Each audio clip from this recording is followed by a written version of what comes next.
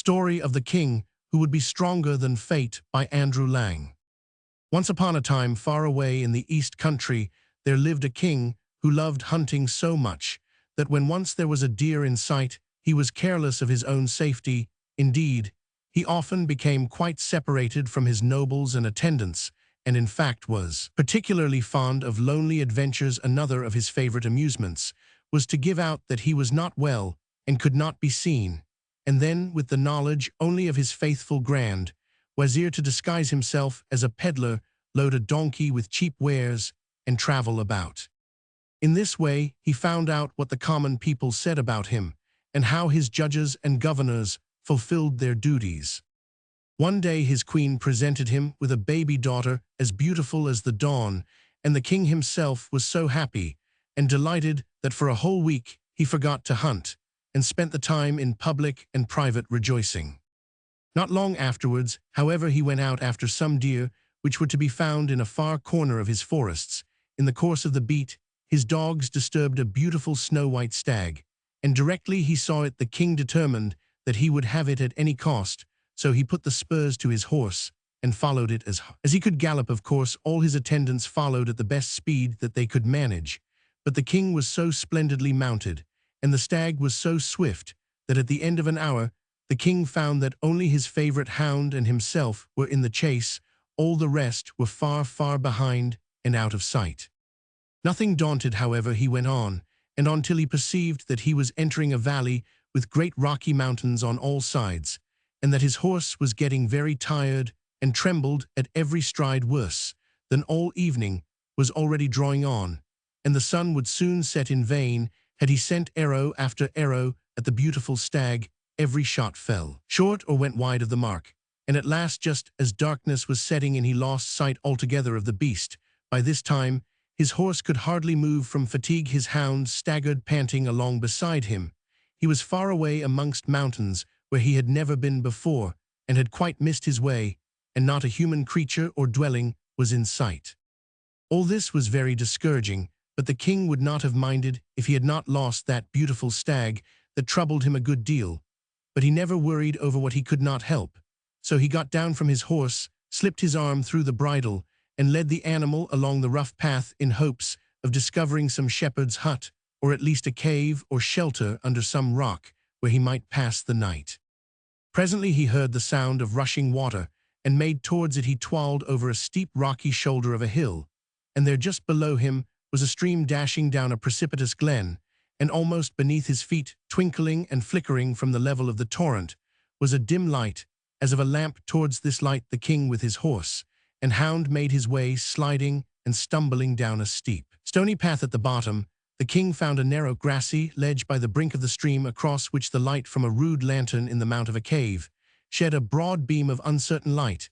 At the edge of the stream sat an old hermit with a long white beard, who neither spoke nor moved as the king approached, but sat throwing into the stream dry leaves, which lay scattered about the ground near him. "Peace be upon you," said the king, giving the usual country salutation. "And upon you peace," answered the hermit, but still he never looked up nor stopped what he was doing.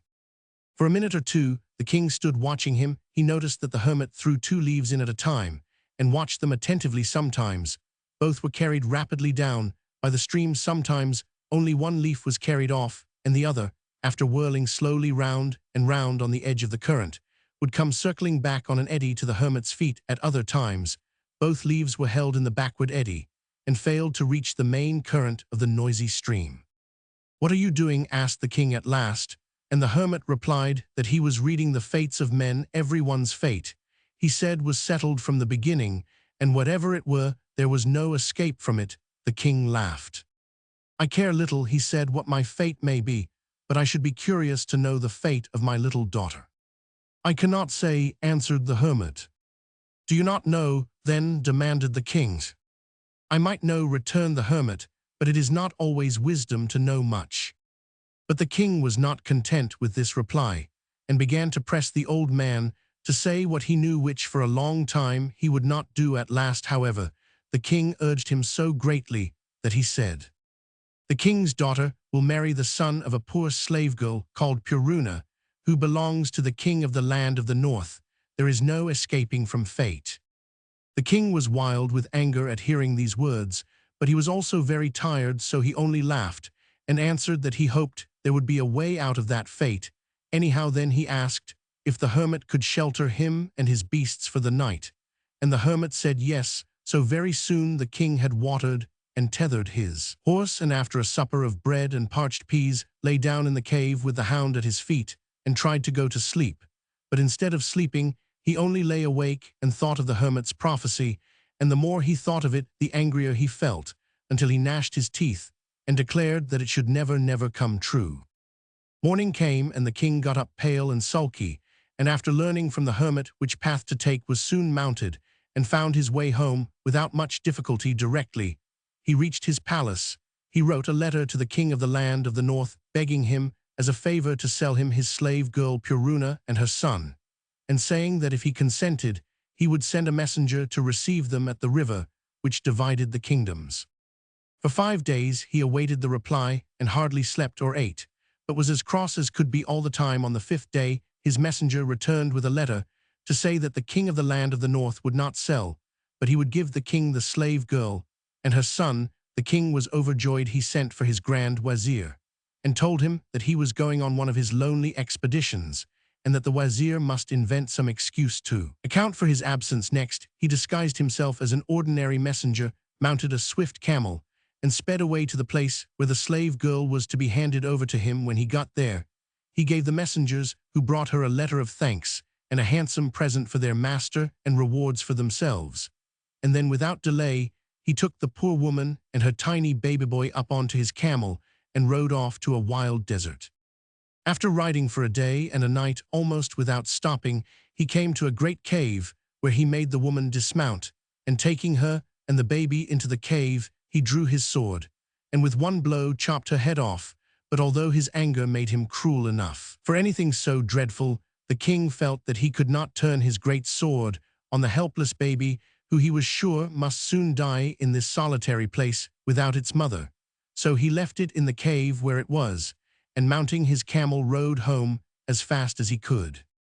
Now in a small village in his kingdom there lived an old widow who had no children or relations of any kind. She made her living mostly by selling the milk of a flock of goats. But she was very, very poor and not very strong, and often used to wonder how she would live if she got too weak or ill to attend to her goats. Every morning she drove the goats out into the desert to graze on the shrubs and bushes which grew there, and every evening they came home of themselves to be milked and to be shut up safely for the night. One evening the old woman was astonished to find that her very best nanny goat returned without a drop of milk. She thought that some naughty boy or girl was playing a trick upon her, and had caught the goat on its way home and stolen all the milk. But when evening after evening the goat remained almost dry, she determined to find out who the thief was. So the next day she followed the goats at a distance and watched them while they grazed. At length in the afternoon, the old woman noticed this particular nanny goat stealing off by herself away from the herd, and she at once went after her on, and on the goat walked for some way, and then disappeared into a cave in the rocks. The old woman followed the goat into the cave, and then what should she see but the animal giving her milk to a little boy baby, whilst on the ground near by lay the sad remains of the baby's dead mother. Wondering and frightened, the old woman thought at last that this little baby might be a son to her in her old age, and that he would grow up and in time to come be her comfort and support. So she carried home the baby to her hut, and next day she took a spade to the cave and dug a grave where she buried the poor mother. Years passed by, and the baby grew up into a fine, handsome lad, as daring as he was beautiful, and as industrious as he was brave. One day, when the boy, whom the old woman had named Nur Mahmud, was about 17 years old, he was coming from his day's work in the fields when he saw a strange donkey eating the cabbages in the garden which surround their little cottage. Seizing a big stick, he began to beat the intruder, and to drive him out of his garden. A neighbor passing by called out to him, "Hi, I say, why are you beating the peddler's donkey like that?" "The peddler should keep him from eating my cabbages," said Nur Mahmud. "If he comes this evening here again, I'll cut off his tail for him." Whereupon he went off indoors whistling cheerfully, It happened that this neighbor was one of those people who make mischief by talking too much, so meeting the peddler in the sarai, or in that evening, he told him what had occurred, and added yes. And the young Spitfire said that if beating the donkey would not do, he would beat you also, and cut your nose off for a thief. A few days later, the peddler, having moved on, 2 men appeared in the village, inquiring who it was who had threatened to ill-treat and to murder an innocent peddler.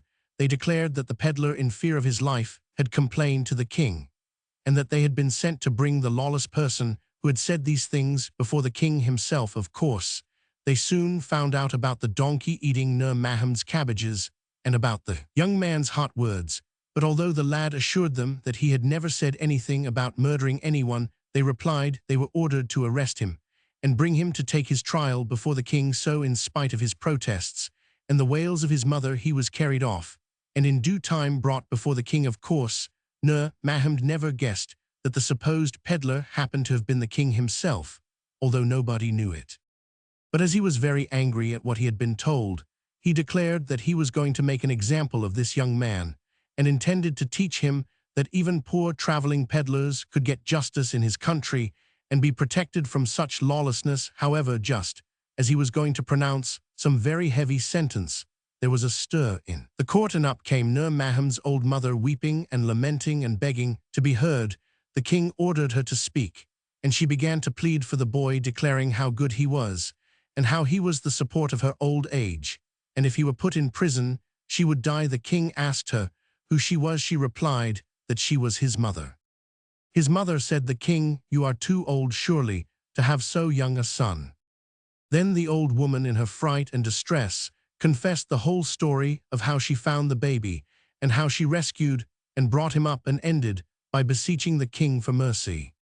It is easy to guess how, as the story came out, the king looked blacker and blacker and more grim, until at last he was half fainting with rage and astonishment.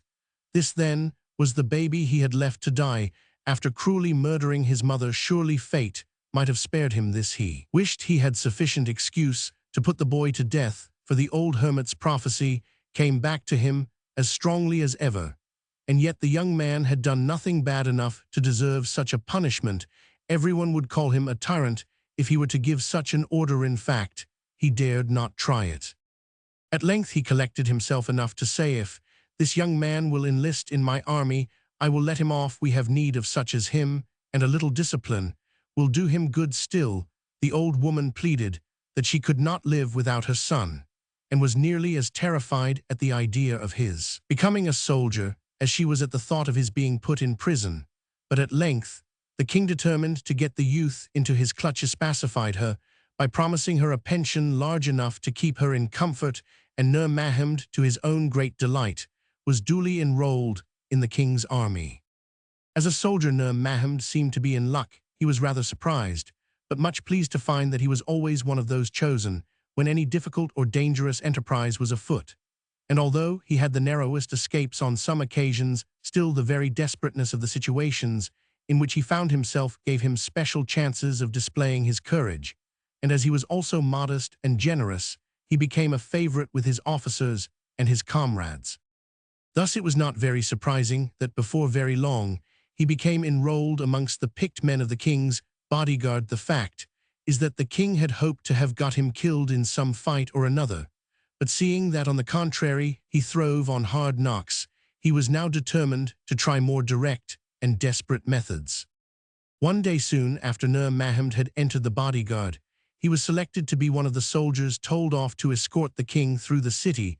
The procession was marching on quite smoothly when a man armed with a dagger rushed out of an alley straight towards the king. Nur Mahmud, who was the nearest of the guards, threw himself in the way and received the stab that had been apparently intended for the king. Luckily, the blow was a hurried one, and the dagger glanced on his breastbone, so that although he received a severe wound, his youth and strength quickly got the better of it.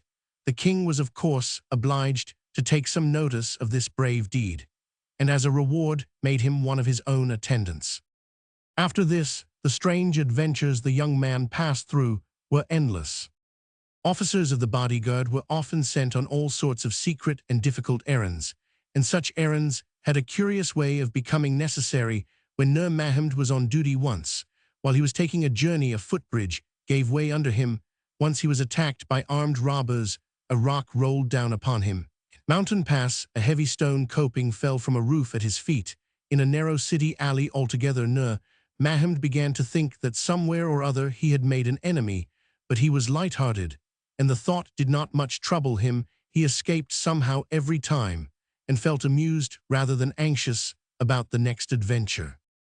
It was the custom of that city that the officer for the day of the palace guards should receive all his food direct from the king's kitchen. One day, when Nur Mahmud's turn came to be on duty, he was just sitting down to a delicious stew that had been sent in from the palace, when one of those gaunt, hungry dogs, which in eastern countries run about the streets, poked his nose in at the open guardroom door, and looked at Nur Mahmud with mouth watering and nostrils. Working, the kind-hearted young man picked out a lump of meat, went to the door, and threw it outside to him. The dog pounced upon it and gulped it down greedily, and was just turning to go when it staggered, fell, rolled over, and died. Nur Mahmud, who had been lazily watching him, stood still for a moment. Then he came back whistling softly. He gathered up the rest of his dinner and carefully wrapped it up to carry away and bury somewhere, and then he sent back the empty plates. How furious the king was when at the next morning's durbar Nur Mahmud appeared before him, fresh, alert, and smiling as usual. He was determined, however, to try once more, and bidding the young man come into his presence that evening, gave orders that he was to carry a secret dispatch to the governor of a distant province. "Make your preparations at once," added he, "and be ready to start in the morning. I myself will deliver you the papers at the last moment." Now this province was 4 or 5 days' journey from the palace, and the governor of it was the most faithful servant the king had. He could be silent as the grave, and prided himself on his obedience. Whilst he was an old and tried servant of the king's, his wife had been almost a mother to the young princess ever since the queen had died some years before. It happened that a little before this time, the princess had been sent away for her health to another remote province, and while she was there, her old friend, the governor's wife, had begged her to come and stay with them as soon as she could. The princess accepted gladly, and was actually staying in the governor's house at the very time when the king made up his mind to send Nur Mahmud there with the mysterious dispatch. According to orders, Nur Mahmud presented himself early the next morning at the king's private apartments. His best horse was saddled, food placed in his saddlebag, and with some money tied up in his waistband, he was ready to start. The king handed over to him sealed packet, desiring him to give it himself only into the hands of the governor, and to no one else. Nur Mahmud hid it carefully in his turban, swung himself into the saddle, and 5 minutes later rode out of the city gates and set out on his long journey. The weather was very hot, but Nur Mahmud thought that the sooner his precious letter was delivered the better, so that by dint of riding most of each night, and resting only in the hottest part of the day, he found himself by noon on the third day approaching the town, which was his final destination. Not a soul was to be seen anywhere, and Nur Mahmud, stiff, dry, thirsty, and tired, looked longingly over the wall into the gardens, and marked the fountains, the green grass, the shady apricot orchards, and giant mulberry trees, and wished he were there. At length he reached the castle gates, and was at once admitted, as he was in the uniform of the king's bodyguard. The governor was resting, the soldier said, and could not see him until the evening, so Nur Mahmud handed over his horse to an attendant, and wandered down into the lovely gardens he had seen from the road, and sat down in the shade. To rest himself, he flung himself on his back, and watched the birds twittering and chattering in the trees above him. Through the branches he could see great patches of sky, where the kites wheeled and circled incessantly. With shrill whistling, cried bees buzzed over the flowers with a soothing sound, and in a few minutes Nur Mahmud was fast asleep. Every day through the heat of the afternoon, the governor and his wife also used to lie down for 2 or 3 hours in their own rooms, and so, for the matter of that, did most people in the palace. But the princess, like many other girls, was restless, and preferred to wander about the garden rather than rest on a pile of soft cushions. What a torment her stout old attendants and servants sometimes thought her when she insisted on staying awake and making them chatter or do something when they could hardly keep their eyes open. Sometimes, however, the princess would pretend to go to sleep, and then after all her women had gladly followed her example, she would get up and go out by herself, her veil hanging loosely about her. If she was discovered, her old hostess scolded her severely, but the princess only laughed and did the same thing next time. This very afternoon the princess had left all her women asleep, and after trying in vain to amuse herself indoors, she had slipped out into the great garden and rambled about in all her favorite nooks and corners, feeling quite safe, as there was not a creature to be seen. Suddenly, on turning a corner, she stopped in surprise, for before her lay a man fast asleep. In her hurry, she had almost tripped over him, but there he was, a young man tanned and dusty with travel, in the uniform of an officer of the king's guard. One of the few faults of this lovely princess was a devouring curiosity, and she lived such an idle life that she had plenty of time to be curious. Out of one of the folds of this young man's turban there peeped the corner of a letter. She wondered what the letter was, whom it was, for she drew her veil a little closer and stole across on tiptoe and caught hold of the corner of the letter. Then she pulled it a little, and just a little more. A great big seal came into view, which she saw to be her father's, and at the sight of it she paused for a minute, half ashamed of what she was doing, but the pleasure of taking a letter which was not meant for her was more than she could resist, and in another moment it was in her hand. All at once she remembered that it would be death to this poor officer if he lost the letter, and that at all hazards she must put it back again. But this was not so easy, and moreover the letter in her hand burnt her with longing to read it and see what was inside. She examined the seal. It was sticky with being exposed to the hot sun, and with a very little effort it parted from the paper. The letter was open, and she read it, and this was what was written: "Behead the messenger who brings this letter secretly, and at once ask no questions." The girl grew pale. What a shame! She thought she would not let a handsome young fellow like that be beheaded, but how to prevent it was not quite clear at the moment. Some plan must be invented, and she wished to lock herself in where no one could interrupt her, as might easily happen in the garden. So she crept softly to her room and took a piece of paper and wrote upon it, "Marry the messenger who brings this letter to the princess openly at once, ask no questions," and even contrived to work the seals off the original letter and to fix them to this, so that no one could tell, unless they examined it closely, that it had ever been opened. Then she slipped back, shaking with fear and excitement, to where the young officer still lay asleep, thrust the letter into the fold, so his turban, and hurried back to her room. It was done. Late in the afternoon, Nur Mahmud woke, and making sure that the precious dispatch was still safe, went off to get ready for his audience with the governor. As soon as he was ushered into his presence, he took the letter from his turban and placed it in the governor's hands according to orders. When he had read it, the governor was certainly a little astonished, but he was told in the letter to ask no questions, and he knew how to obey orders. He sent for his wife and told her to get the princess ready to be married at once. "Nonsense," said his wife. "What in the world do you mean?"